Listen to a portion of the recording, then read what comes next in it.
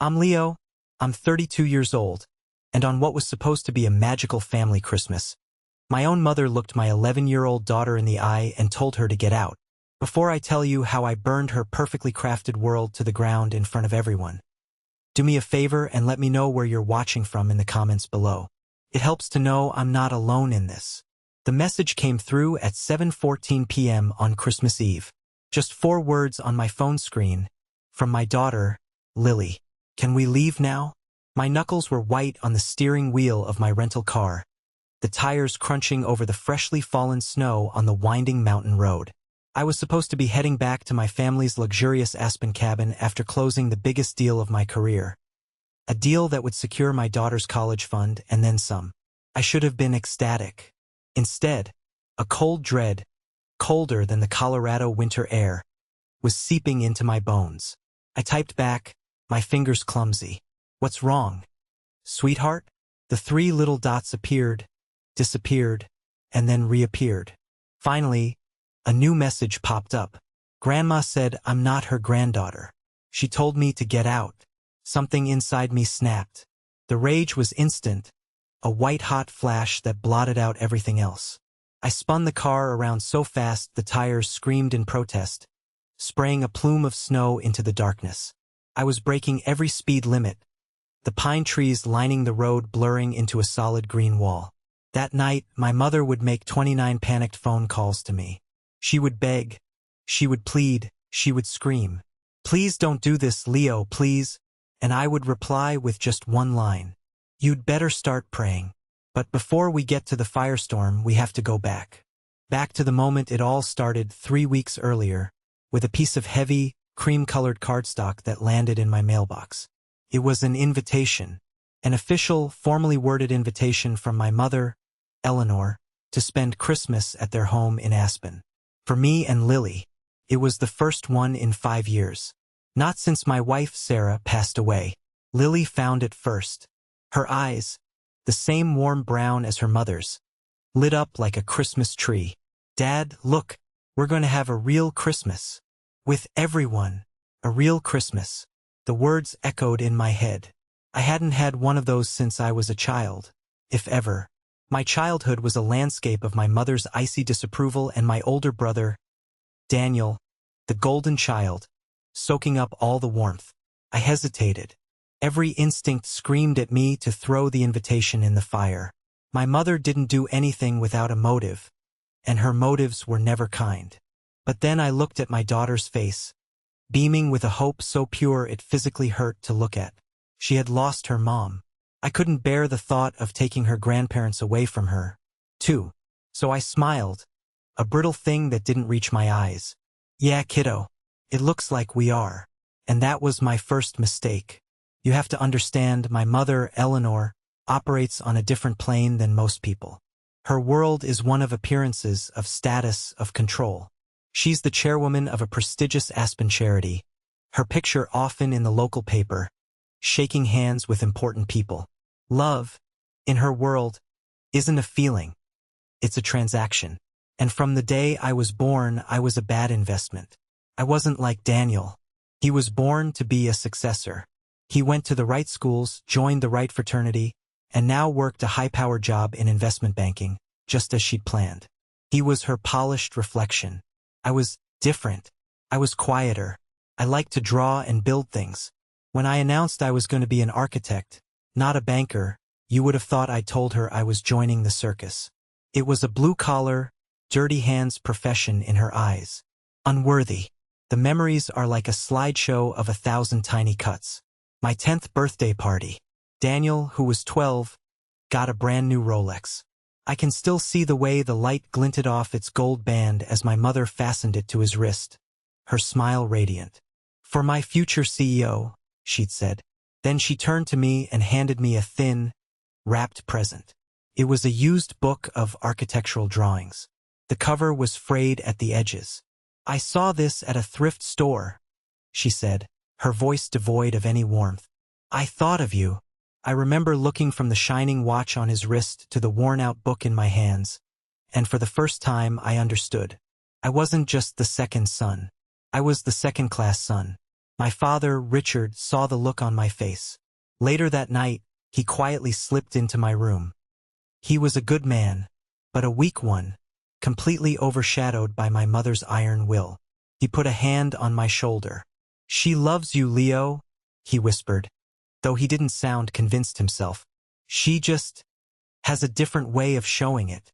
Then we heard her footsteps in the hall, and his hand dropped from my shoulder like a hot coal.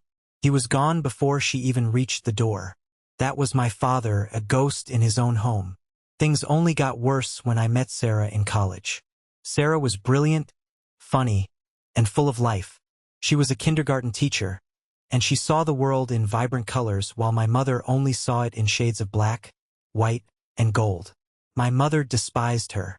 To her, Sarah was an anchor, holding me back from some imaginary potential she had never acknowledged in the first place. When we got married, my mother wore black to the wedding. She told people she was in mourning for the future I had thrown away. The day Lily was born was the happiest day of my life. When I placed my daughter in my mother's arms for the first time, she held her for a moment, her face a mask of indifference. She handed her back to me and said, "She has your nose." A pity. After Sarah's funeral, they barely called. It was as if my small family unit, now broken, had been written off as a failed experiment. The inheritance of love and affection had been passed down, but my name, it seemed, was not on the will. So you see, this invitation wasn't just a piece of paper. It was a summons. It was a test. And I knew deep down that I was being set up to fail. But Lily's hopeful smile was a light in the darkness that had surrounded me since Sarah's death. I would walk through fire for that smile. And in a way, that's exactly what I was about to do. The week before our flight to Aspen was filled with a low-grade hum of anxiety. Started with a call from my best friend, Mark. We'd known each other since college, and he was the only one who truly understood the viper's nest I called a family. "Aspen? For Christmas?" he said, his voice laced with suspicion. "Are you serious, Leo?" "I'm doing it for Lily," I said, the phrase already becoming my mantra. "I get that, man, I really do. But you know your mother. She doesn't just invite people for Christmas. She summons them for a reason. It's a trap. Just watch your back." His words echoed in my head, a constant, nagging reminder. The trap was sprung a few days later, with a phone call from Eleanor herself. Her voice was like honey laced with arsenic. "Leo, darling, I'm so thrilled you and Lily are coming. I was just calling to coordinate. I do hope you've packed something appropriate for her for the Christmas Eve gala." The gala, of course. It was her crowning social event of the year, a massive fundraiser for her charity where she played the benevolent queen. "We have nice clothes, Mom," I said, my jaw tightening. "Oh, I'm sure you do," she purred. "It's just that the photos will be in all the papers, you know. Appearances are so important." She didn't need to say the rest. "And you've always been such a disappointment." Then she moved on to Lily. "And how is dear Lily doing in school? Is she keeping up?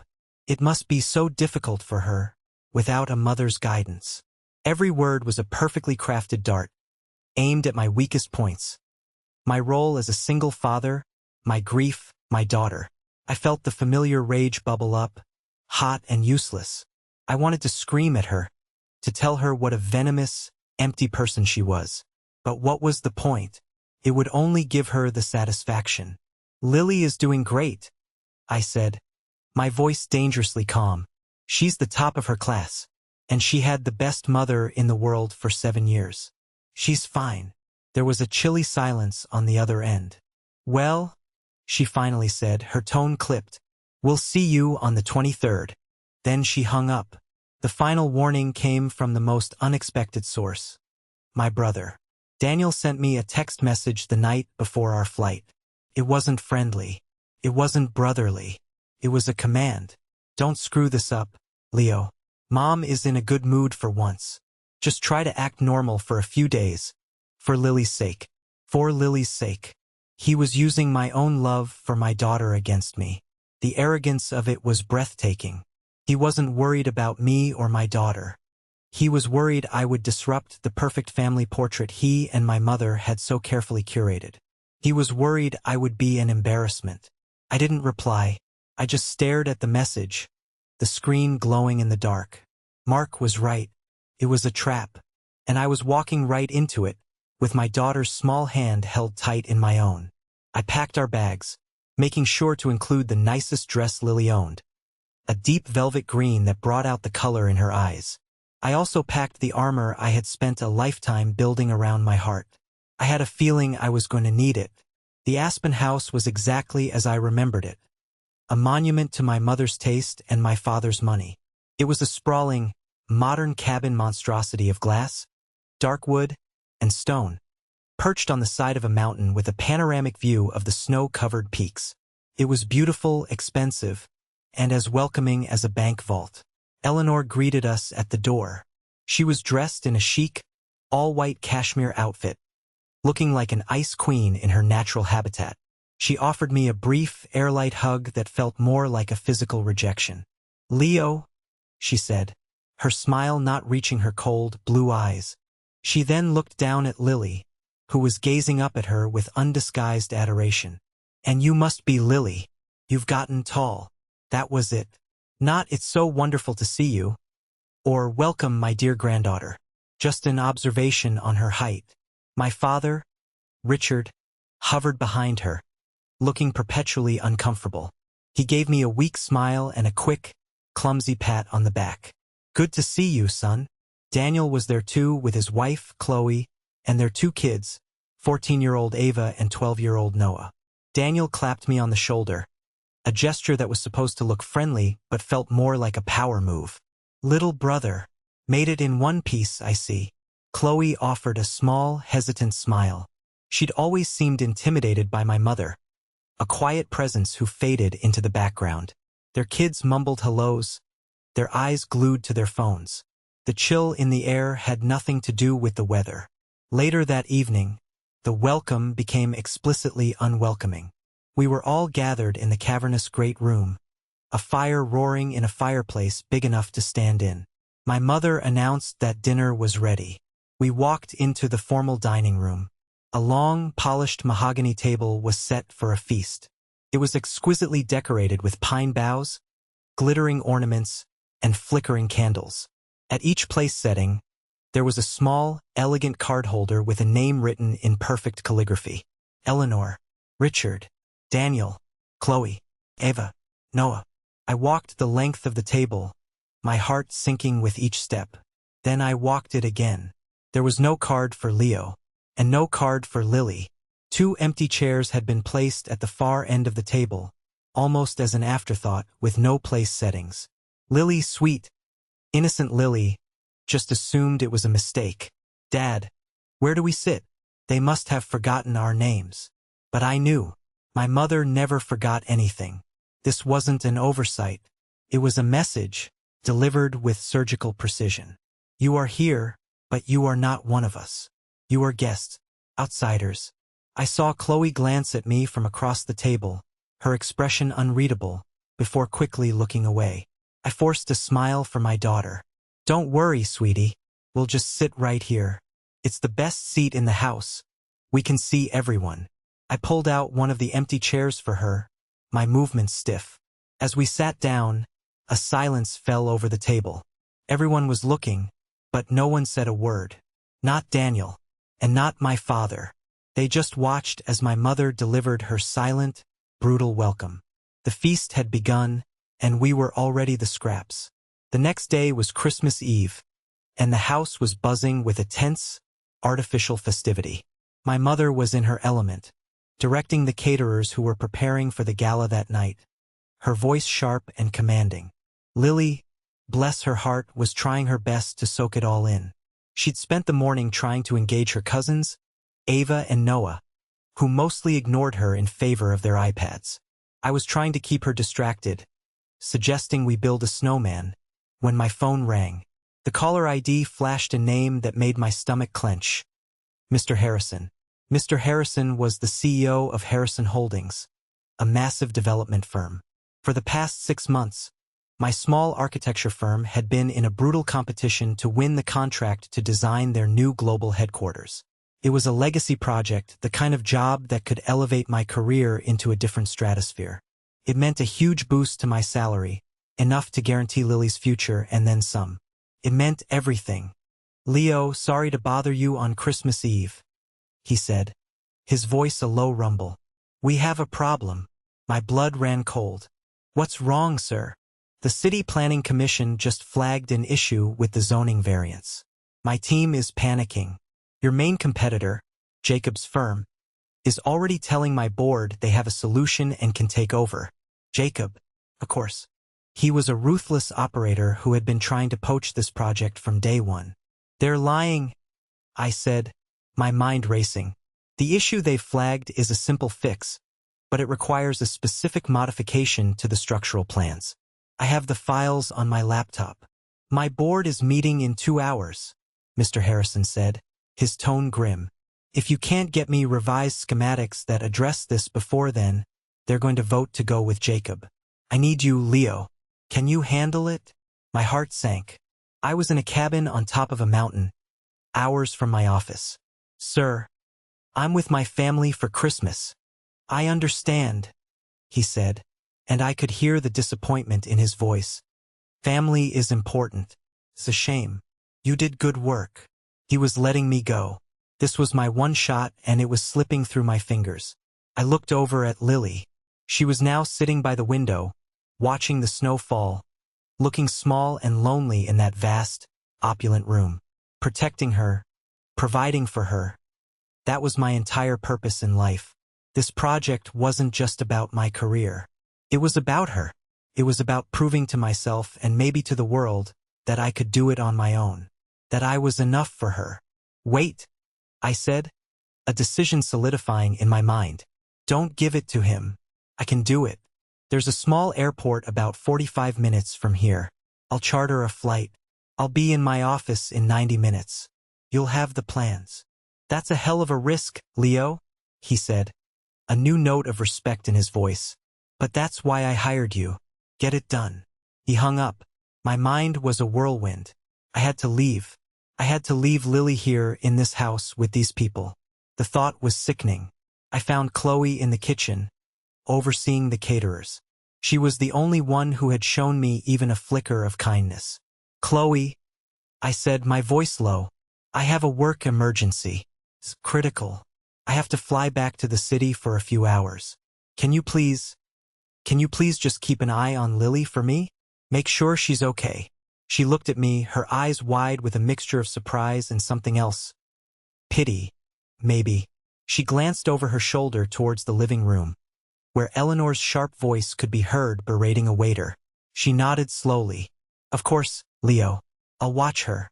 She'll be safe with me." I trusted her. Or rather, I had no other choice. I knelt down in front of Lily, my heart feeling like a lead weight in my chest. "Hey, sweetie. Daddy has to go take care of something really important for work. It's for us. I'll be back as fast as I can. Okay? Before the party tonight." She looked crestfallen. "You're leaving. Just for a little bit," I promised, hugging her tight. "Be good. I love you. I love you too, Daddy." As I walked out the door, I took one last look back. Lily was standing at the window watching me go, and my mother was standing in the doorway to the dining room watching her. A strange, predatory smile was playing on her lips. I should have listened to my gut. I should have turned around, grabbed my daughter, and driven away forever. But I didn't. I got in the car and drove towards the airport, telling myself it was all for her. While I was in the air, hurtling through the winter sky, the trap was being set and sprung back at the cabin. I didn't see it happen, of course. I pieced it all together later, from what a tearful Lily told me, and from what a guilt-ridden Ava eventually confessed. It started subtly.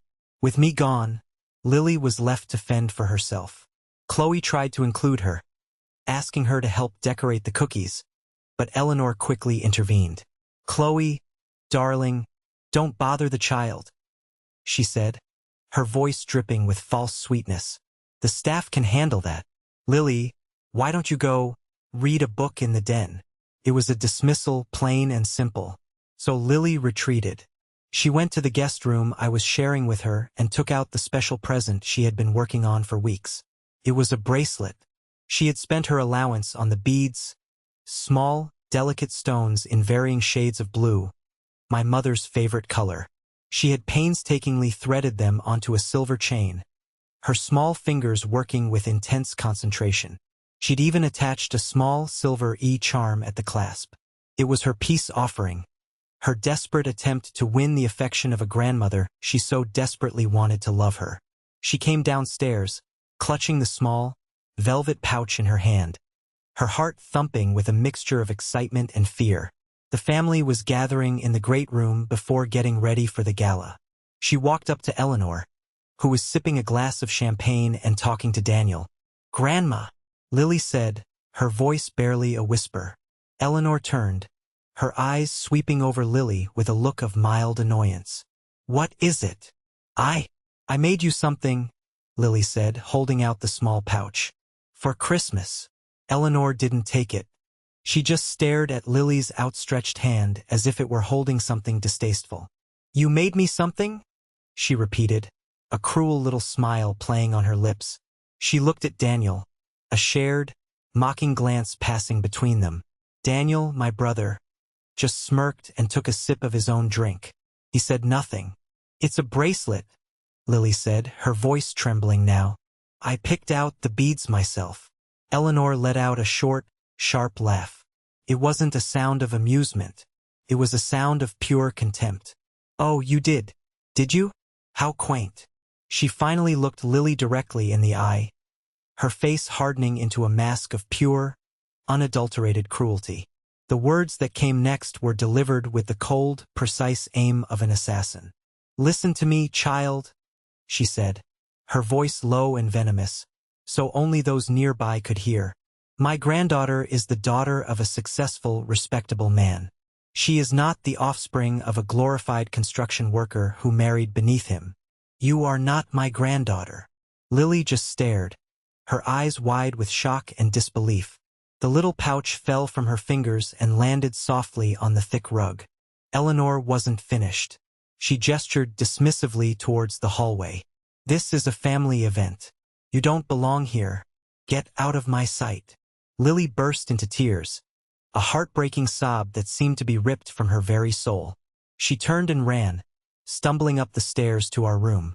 My father, Richard, who had been standing by the fireplace, flinched. He opened his mouth as if to say something, but then he looked at Eleanor's stony face, and he closed it again. He just stood there, a statue of cowardice, and did nothing. Ava, my niece, watched the whole thing, her face pale with horror. She looked at her father, Daniel, expecting him to intervene, to defend his own niece. But Daniel just swirled the liquor in his glass, took a long swallow, and turned back to his conversation with his mother. He had chosen his side. And it wasn't with an innocent, heartbroken little girl. It was with the monster who had just shattered her world. I landed back in Aspen as the sun was setting, casting a pink and orange glow on the snow-capped mountains. The meeting had been a resounding success. I'd not only fixed the problem but also identified a flaw in Jacob's proposal that would have cost the company millions down the line. Mr. Harrison had been ecstatic. He'd confirmed on the spot. The project was mine. The promotion, the salary increase, everything. It was the biggest professional victory of my life. I should have been on top of the world. But a gnawing unease had been chewing at me the entire flight back. I couldn't shake the image of my mother's predatory smile from my mind. That's when I saw the messages from Lily. The first one, then the second. My victory turned to ash in my mouth. Grandma said I'm not her granddaughter. She told me to get out. The world narrowed to a single point of focus. Getting back to my daughter. I ran through the small private airport, shoved my way into a taxi, and barked my parents' address at the driver. The 45-minute drive felt like an eternity. My hands were shaking, not from cold, but from a rage so profound it felt like it was going to tear me apart from the inside. This wasn't about me anymore.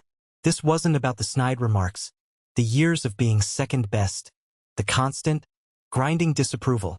This was about my little girl. My innocent, sweet daughter who had done nothing but try to love a woman who was incapable of it.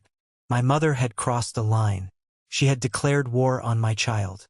And she had no idea that I was about to burn her entire world to the ground. I burst through the front door of the cabin without knocking. The house was quiet. The family was upstairs, getting ready for the gala. I took the stairs 2 at a time, my heart pounding in my ears. I found Lily in our room, curled up on the bed, her body shaking with silent sobs. The little velvet pouch with the bracelet was on the nightstand. I sat on the bed and pulled her into my arms. She buried her face in my chest and cried, "Great," heaving sobs of pain and confusion. "She hates me, Daddy," she whispered. "Why does she hate me?" "Sure no, baby no," I murmured, stroking her hair, my own voice thick with unshed tears of fury. "She doesn't hate you. She's broken. Something is broken inside of her. This has nothing to do with you. You are perfect. Do you hear me? You are perfect." We sat like that for a long time. As her crying subsided, I asked her to tell me exactly what happened. Every single word. She told me, her voice small and shaky. As I listened, a cold, calculated calm settled over my rage. This was not going to be a screaming match.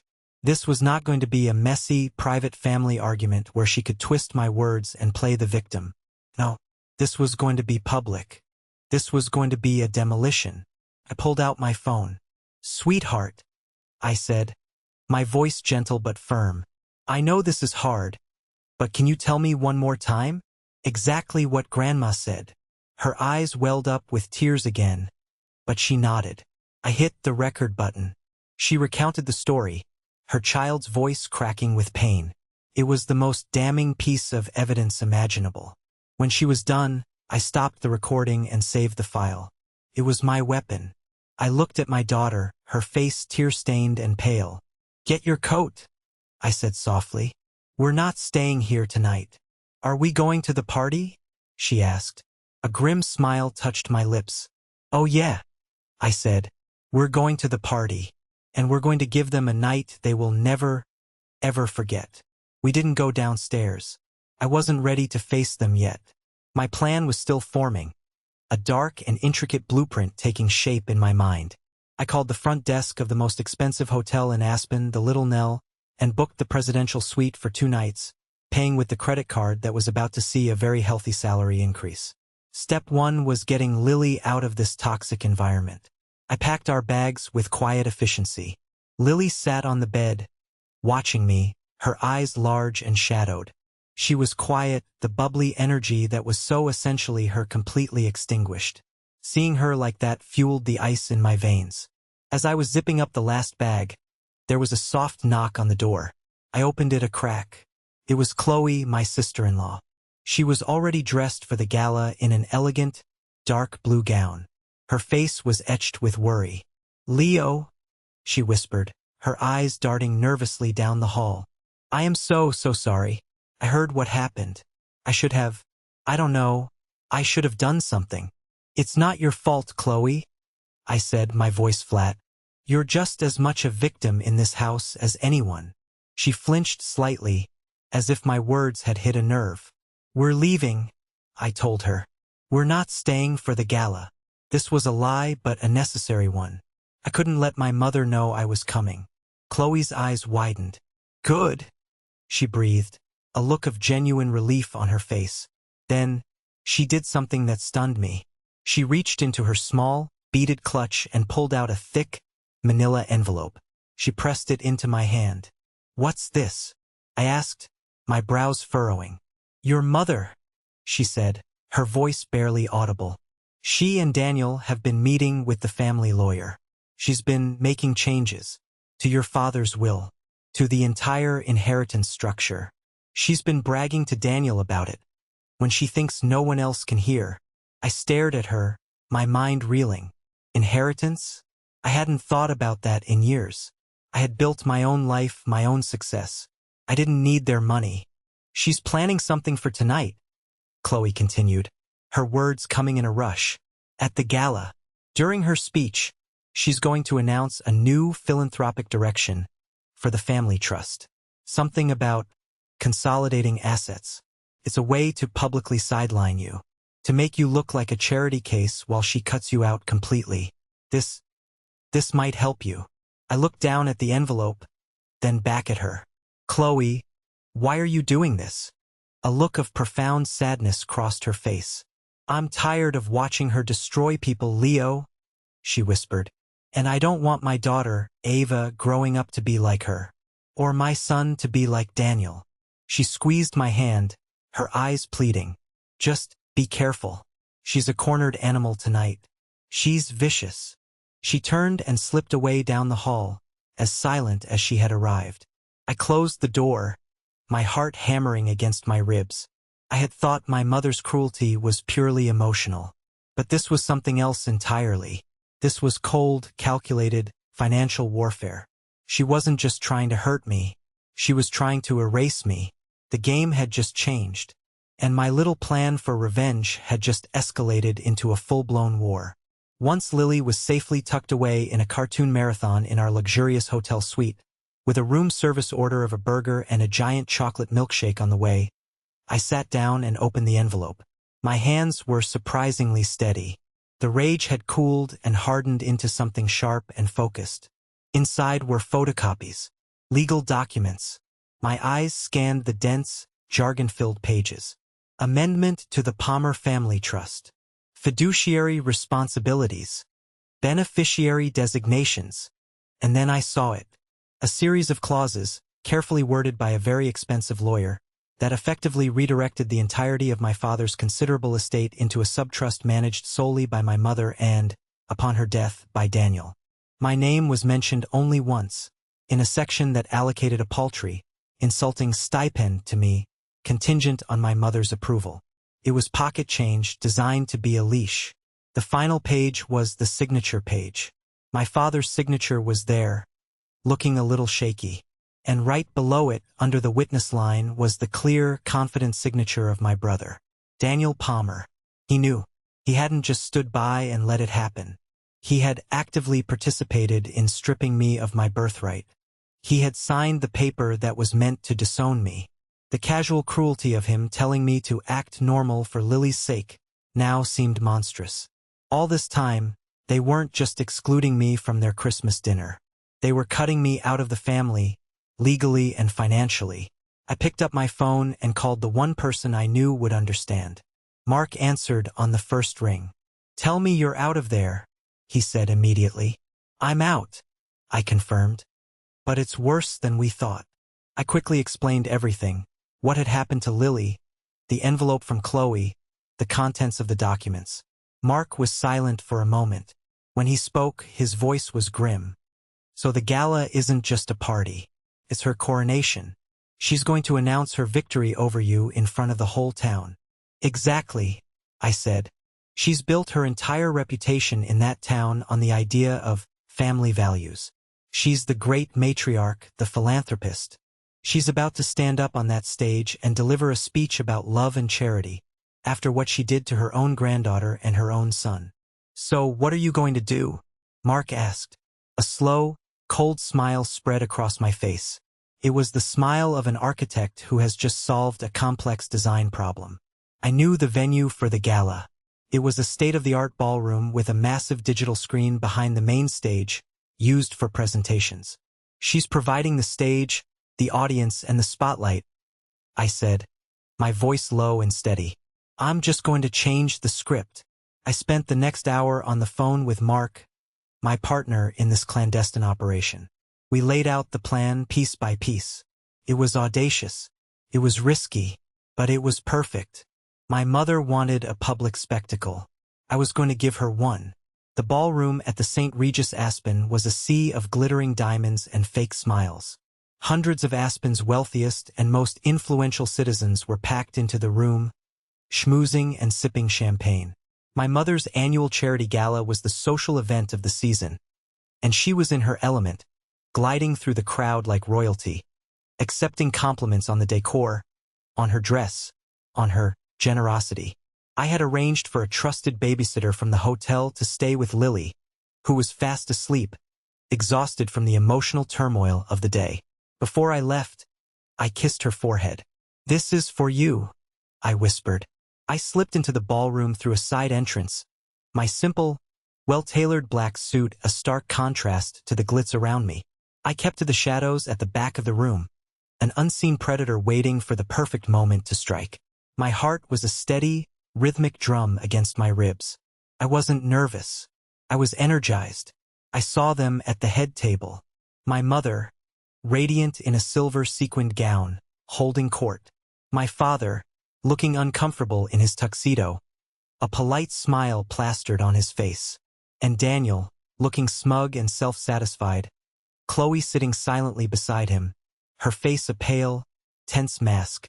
She met my eyes from across the room for a fleeting second, and I gave her the slightest, almost imperceptible nod. She quickly looked down at her plate. In the front row, I spotted Mr. Harrison. He was one of the event's main sponsors. He caught my eye and gave me a warm, congratulatory smile. He had no idea what was coming. After the dinner plates were cleared, my mother gracefully made her way to the podium on the stage. A hush fell over the crowd. The massive screen behind her lit up with the logo of her charity foundation. "Thank you all for being here tonight," she began, her voice smooth and practiced. "When I look out at this room, I don't just see donors. I see a community. I see a family." I had to suppress a bitter laugh. She launched into a long, saccharine speech about the importance of legacy, of community, and, most nauseatingly, of family values. "Everything we build in this life," she said, her voice filled with false emotion as she gestured around the opulent room, "is meaningless without family. Our children, our grandchildren, they are our true legacy. They are the reason we do what we do. It is our sacred duty to protect them, to nurture them, and to provide for them." She paused for dramatic effect, placing a hand over her heart. "My family has always been my bedrock. My wonderful, supportive husband, Richard. My brilliant son, Daniel, who makes me proud every single day. They are my strength." She conveniently left me out. It was the setup, the public erasure, just as Chloe had predicted. She was winding down now, her voice swelling with her grand finale. "And it is in that spirit of family, of securing a legacy for the future, that I am thrilled to announce a new chapter for the Palmer Family Trust." This was it. This was my cue. As she was about to deliver her killing blow, I stepped out from the shadows. I started walking towards the stage. I wasn't running. I walked with a calm, deliberate purpose. Heads began to turn. A murmur rippled through the crowd. Who was this man, striding towards the stage as if he owned it? My mother's eyes found me. For a second, a flicker of confusion crossed her face. Then it hardened into pure fury. Her monologue faltered. "Leo?" she hissed into the microphone, forgetting the audience. "What do you think you're doing?" I didn't answer. I just kept walking up the small set of stairs and onto the stage. I walked right past her and stood at the second microphone on the podium, the one meant for guest speakers. I turned to face the silent, baffled crowd. And then I looked at my mother, whose face was a thunderous mask of rage. "Good evening, everyone," I said, my voice clear and steady, amplified throughout the cavernous ballroom. The show was about to begin. The silence in the room was absolute. You could have heard a snowflake land. Every eye was on me. I turned my gaze from the crowd to my mother. "That was a beautiful speech, Mother," I said, my voice dripping with an irony that was lost on no one. "A truly moving tribute to the importance of family." She tried to regain control, stepping forward and speaking into her microphone. "Ladies and gentlemen, please excuse my son. He's not been himself lately."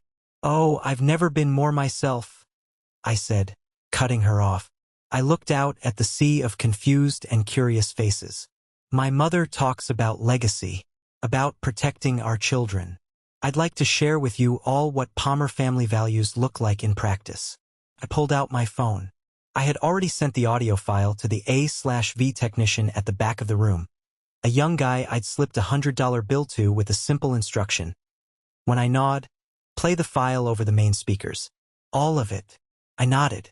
Suddenly, The ballroom was filled with the sound of my daughter's small, trembling voice.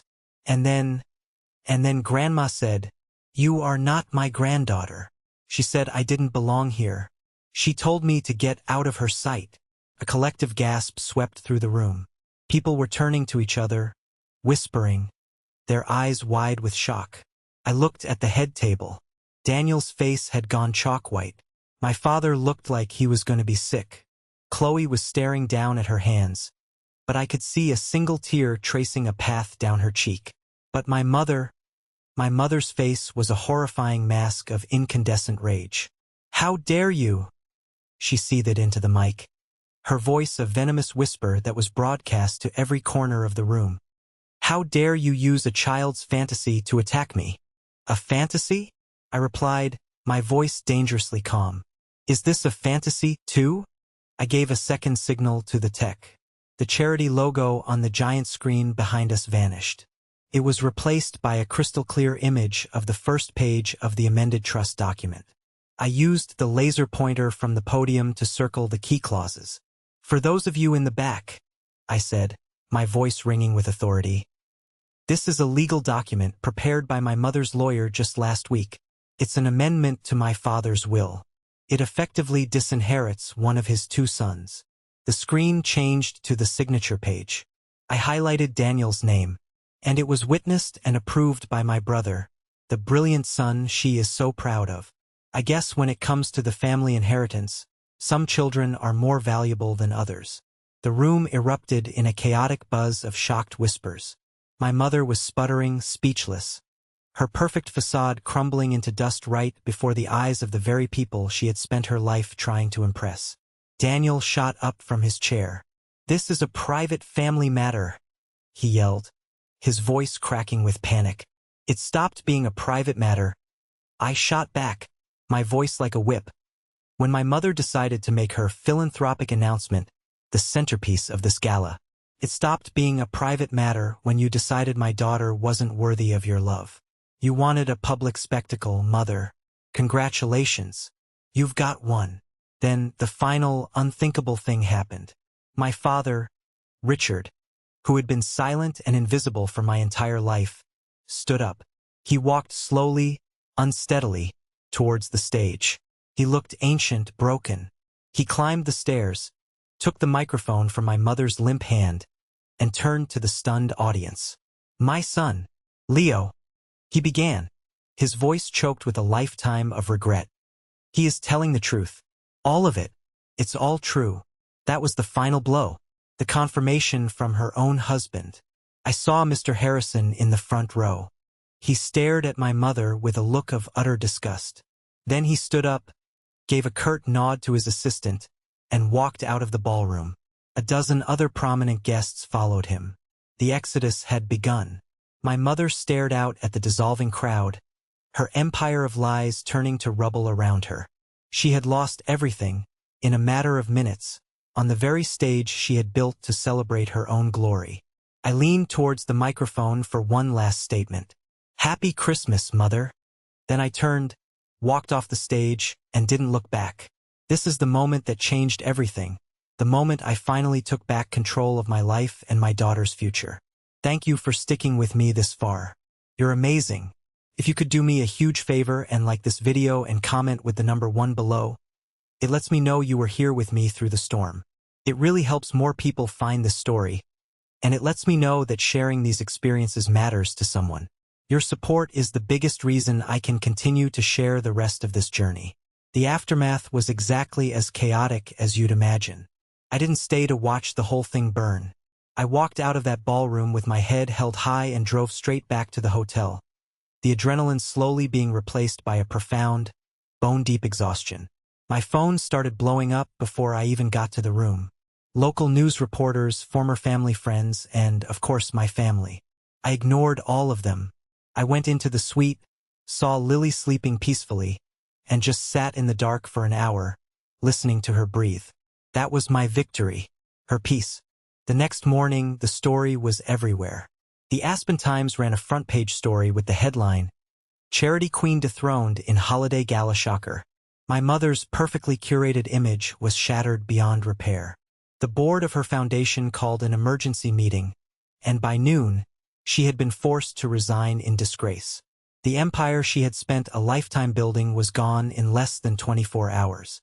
My first visitor was Daniel. He showed up at my hotel suite, his face a mess of anger and desperation. He didn't knock, he pounded on the door. I made him wait, then opened it just enough to block his entry. "What do you want, Daniel?" I asked, my voice devoid of emotion. "What do I want?" he sputtered, his eyes wild. "You've ruined us. You've ruined everything. The family name is Mud. My partners at the bank are calling me. My wife has packed a bag. All because of your selfish little drama." I just looked at him, truly looked at him, maybe for the first time. I didn't see a brother. I saw a hollow man, a coward who had traded his soul for his mother's approval and a fat inheritance. "My selfish little drama?" I repeated, my voice dangerously quiet. "You stood by and watched our mother emotionally torture my 11-year-old daughter. You signed a piece of paper to help her steal my half of our father's legacy. Don't you dare talk to me about family names. You don't know the meaning of the word." Just then, Chloe appeared behind him, pulling a suitcase. Ava and Noah were with her, their faces pale and scared. She walked right past Daniel as if he wasn't there and stopped in front of me. "Is there room for 3 more for breakfast?" she asked, her voice trembling but resolute. Daniel whirled around. "Chloe, what are you doing? You can't be serious. You're choosing him." She finally looked at him, and for the first time, I saw fire in her eyes, not fear. "No, Daniel," she said, her voice clear and strong. "I'm choosing my children. I'm choosing to get them away from you and your mother before they end up just like you." It was a declaration of divorce, right there in the hallway. He just stared, his mouth opening and closing like a fish. He had lost it all. His wife, his kids, his reputation. He looked at me one last time, his face filled with a pathetic, impotent rage, then turned and stormed away. I opened the door wider and let Chloe and her children inside. The old family was dead. Maybe, just maybe, a new one was beginning to form from the ashes. Before we left Aspen, there was one last conversation I had to have. My father called me that afternoon. His voice was weak, raspy. He asked if he could see me, alone. I agreed to meet him in the hotel lobby. He looked 10 years older than he had 2 days ago. The life had been drained out of him, leaving behind a frail, hunched figure. We sat in 2 armchairs by a cold fireplace, the silence stretching between us. "I have no excuse," he finally said, his eyes fixed on the floor. "For all of it. For your whole life." I stood by. I watched her whittle you down. I told myself it was just her way. I told myself I was keeping the peace. He looked up at me, and his eyes were filled with tears. "But there's no peace in a house without love. Is there? There's just silence." I was a coward, Leo. I was so afraid of her, of losing the comfortable life she provided, that I let her hurt my own son. And then, I let her hurt my granddaughter. A single tear rolled down his weathered cheek. When I saw that little girl's voice on the screen, heard her voice, I finally saw the monster I had been living with. The monster I enabled. I didn't know what to say. The anger I had held for him for so long was gone. It had been replaced by a vast, empty pity. "I'm so sorry, son," he whispered. "For all the years I stayed silent." I took a deep breath. "I hear you, Dad," I said. It wasn't forgiveness. Not yet. It was too soon for that. But it was acknowledgement. It was a start. "I appreciate you saying it, and I appreciate what you did on that stage. That took courage." "It was 30 years too late," he said with a bitter laugh. "Yeah," I said. "It was." I stood up. "We're leaving now, Lily and I, and Chloe and the kids are coming with us for a while, until she gets things sorted." He nodded, not surprised. Give them my love." "I will," I said. As Lily and I walked out of the hotel and into the bright winter sunshine, I felt a weight lift from my shoulders that I hadn't even realized I'd been carrying my whole life. The snowy peaks of Aspen no longer looked like a beautiful prison. They just looked like mountains. We got in the car, and I pointed it east, towards home. We were leaving the ghosts of Christmas past behind us, finally free. The next 6 months were a blur of change and reconstruction, both literally and figuratively. Chloe and her kids stayed with us for the first 2 months, a chaotic but surprisingly warm and healing time. My 2-bedroom apartment became a loud, messy, laughter-filled refuge. We were a strange, cobbled-together family, united by our shared escape from the toxicity of Eleanor and Daniel. Chloe eventually found her own place nearby, filed for divorce, and we settled into a new normal of shared dinners and weekend outings. Daniel, from what I heard, had become a pariah at his firm and in his social circles. He tried to call a few times, leaving angry, rambling voicemails. I never listened to them. I just deleted them and blocked his number. My father started writing letters. Old-fashioned, handwritten letters on plain paper. They weren't pleas for forgiveness. They were just updates. He told me he and my mother were separated. He had moved into a small condo downtown. He was going to therapy. He was learning to cook. They were simple, quiet letters from a man trying to find himself at the age of 65. I never wrote back, but I read every one. Professionally, my life exploded in the best way possible. The Harrison Holdings project was a massive success. It won awards. My little firm was suddenly on the map, and job offers were pouring in. The promotion and salary bump were even bigger than Mr. Harrison had promised. With the money, I bought a piece of land in a quiet, green suburb and started designing a new house for Lily and me. It wasn't a mansion like the Aspen cabin. It was a house designed for living, not for showing off. It had huge windows to let in the light, a big open kitchen for chaotic pancake breakfasts, and a small art studio for Lily, who had discovered a passion for painting. It was a home built not on a foundation of stone and secrets, but on a foundation of love and safety. One afternoon, I came home from a site visit to find Lily sitting at our small kitchen table, a familiar set of beads and tools spread out before her. She was humming to herself, carefully threading the small, blue stones onto a new silver chain. My heart caught in my throat. It was the same design as the bracelet she had made for Eleanor. "What are you making there, sweetie?" I asked, my voice gentle.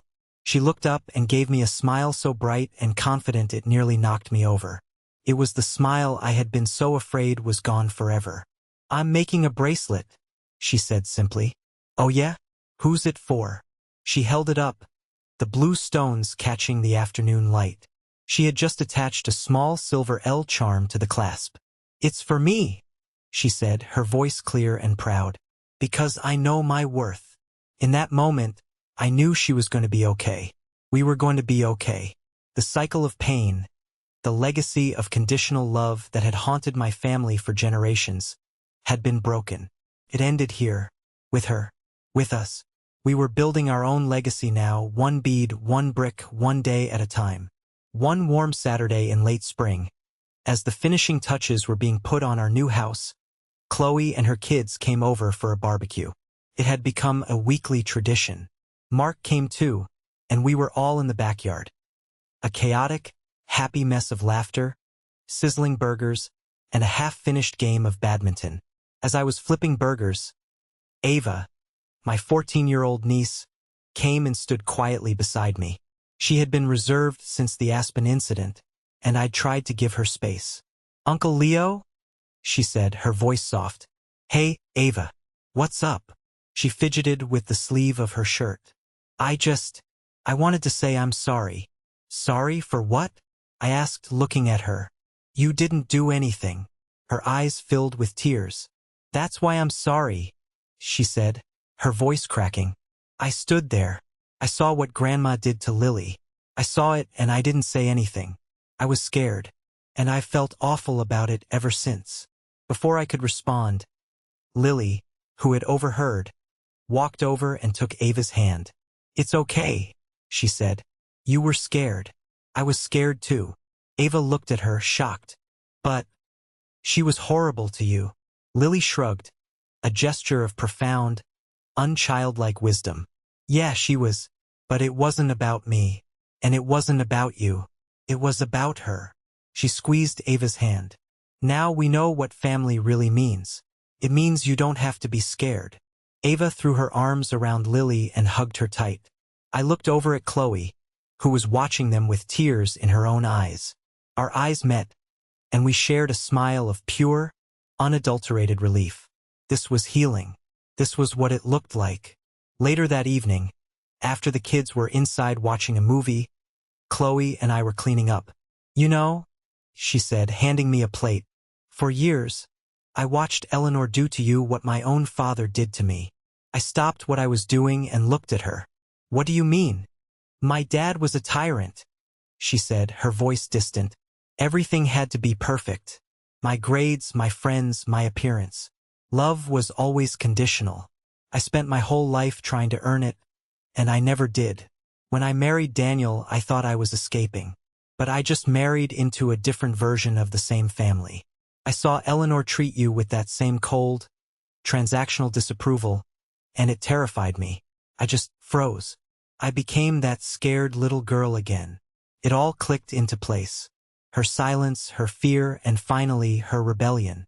In Aspen, she continued, her voice stronger now, when she did that to Lily, it was like watching my own childhood happen to someone else, and I just couldn't stand by and let it happen. I couldn't let my kids grow up thinking that was normal, that it was okay. You saved us, Chloe, I said quietly. That envelope, it changed everything. She shook her head. No, Leo, you saved yourself. You just needed someone to finally hand you the tools.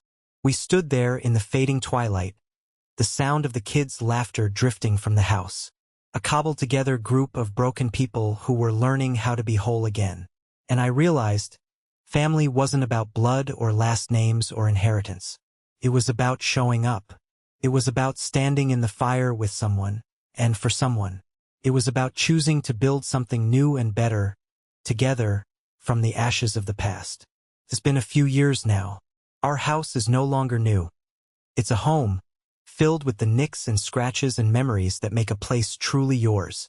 Lily is a teenager now, a whirlwind of paint-splattered jeans, loud music, and fierce opinions. She's kind, she's confident, and she knows her own worth down to her very bones. She never has to wonder if she is loved.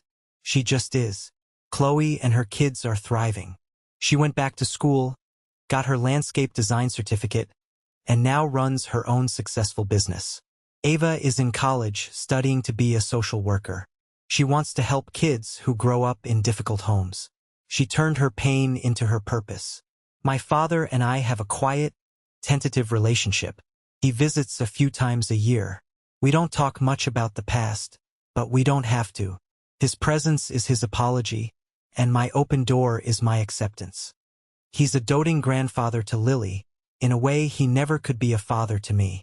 It's not perfect, but it's real. I never heard from my mother again. I heard through the grapevine that she lives a quiet, isolated life. Her friends abandoned her, her status is gone. She's just a lonely old woman in a big, empty house full of ghosts. I don't hate her. I don't feel anything for her at all. She's just a stranger I used to know. Sometimes, when I'm sitting in my office, sketching out the plans for a new building, I think about the blueprints of our lives. The ones we're given, and the ones we draw for ourselves. For so long, I felt trapped by the blueprint my mother had laid out for me. One where I was always going to be a disappointment, an afterthought. But what I learned that terrible, wonderful Christmas is that we all have the power to tear up the old plans and draw new ones. We can demolish the structures that were built to contain us and build something beautiful in their place. My life's work is creating buildings. But my life's purpose, my real legacy, isn't made of steel and glass. It's the feeling of safety and love within the walls of our home. It's my daughter's laughter. It's the knowledge that I broke a chain of pain and replaced it with a legacy of love. And that's a foundation that will stand forever. Thank you for listening to my story. I hope it resonated with you in some way. Have you ever had to stand up to a family member to protect yourself or someone you love? Share your story in the comments below. And please don't forget to like and subscribe so you don't miss what I have to share next.